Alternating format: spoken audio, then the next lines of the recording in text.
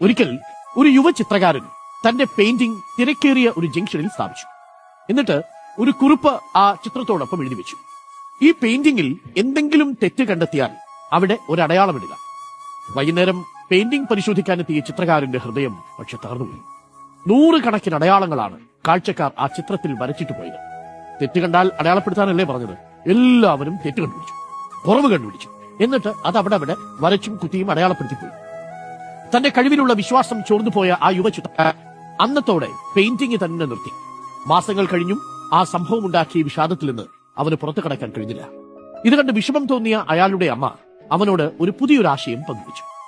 അതേ ജംഗ്ഷനിൽ വീണ്ടും ഒരു പെയിന്റിംഗ് നീ വെക്കുക. ഇത്തവണ കുറച്ചുകൂടി വ്യത്യസ്തമായ ഒരു കുറിപ്പായിരിക്കണം കേട്ടോ.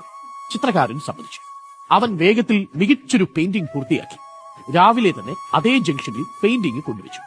കുറിപ്പായി ഇങ്ങനെ എഴുതി വെച്ചു: ഈ പെയിന്റിംഗിൽ എന്തെങ്കിലും തെറ്റ് കണ്ടെത്തുന്നവർ അത് തിരുത്തുക. വൈകുന്നേരം പെയിന്റിംഗ് പരിശോധിക്കാൻ യുവചിത്രകാരനും അമ്മയും ജംഗ്ഷനിൽ വീണ്ടും പോയി.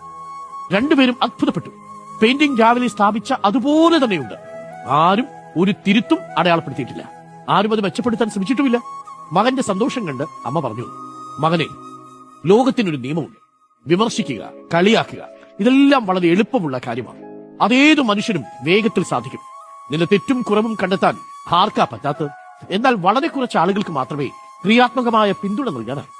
തെറ്റുകളെ ശരിയിലേക്ക് നയിക്കാനാവും.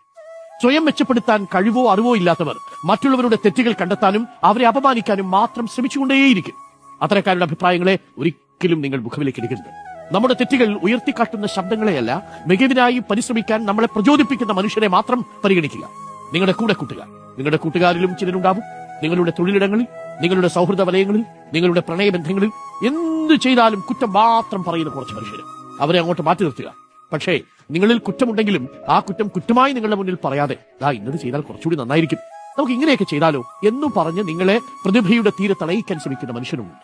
സ്വപ്നങ്ങളെ പ്രോത്സാഹിപ്പിക്കുകയും കഴിവിനെ കെട്ടിപ്പടുക്കാൻ സഹായിക്കുന്നവരെയും ചെയ്യുന്നവരെ അന്വേഷിക്കുക. യഥാർത്ഥ വളർച്ചയ്ക്കായി നിങ്ങളെ സഹായിക്കുന്നവർ അഭിനന്ദിക്കുക മാത്രമല്ല, നിങ്ങളുടെ കഴിവിനെ കൂടുതൽ മികവുള്ളതാക്കാൻ സഹായിക്കുന്നവരുമായിരിക്കും. നിങ്ങളുടെ വെളിച്ചം കെടുത്താൻ വിമർശകരെ അനുവദിക്കരുത്.